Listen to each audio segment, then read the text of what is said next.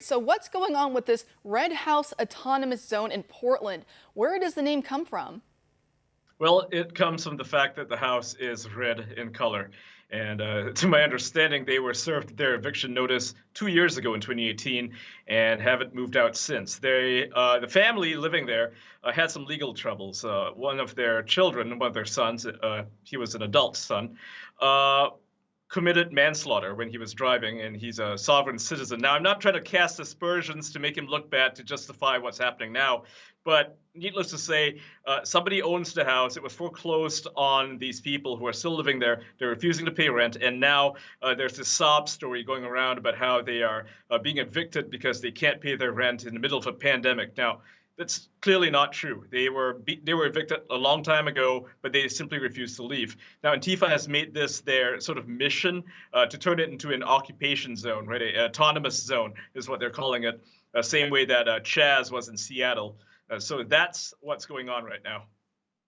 And what do you make of these borders that they're putting up? They're saying that they're arming themselves. They have booby traps out for officers. I thought when we secure our southern border that makes CBP, Border Patrol, makes them Nazis and that they're running concentration camps. Yet the first thing these far-left militants do when they get any type of control or power is they set up borders, like I say, with armed security and all the works.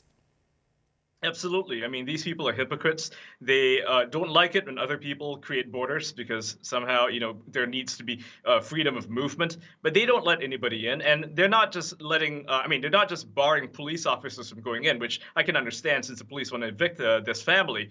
They're also barring journalists from going inside. They have a bunch of signs posted up, written "No streaming allowed, no streamers allowed. We hate streamers. We hate journalists." And journalists are being attacked on site. Even some far left journalists have been assaulted in the pursuit of journalism. So, some journalists just happen to be, well, good at their jobs, and they're not being allowed there. They're being beaten up, and it's tragic that that Ted Wheeler is allowing this to continue.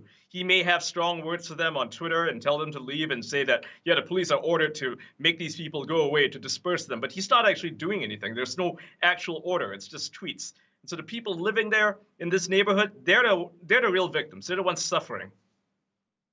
And when it comes down to it, like you were saying, Ted Wheeler, he just gives out platitudes. He talks out both sides of his mouth.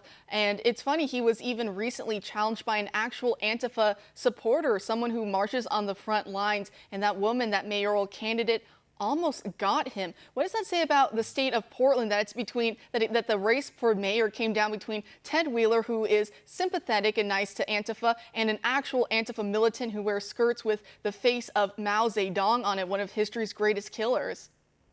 Yeah, I think that Portland it needs to be remade at this point. The leadership clearly doesn't know what they're doing. I think the people living there, I feel for them, right? I mean, they're clearly, most people living there are not crazy, not far left, not Antifa.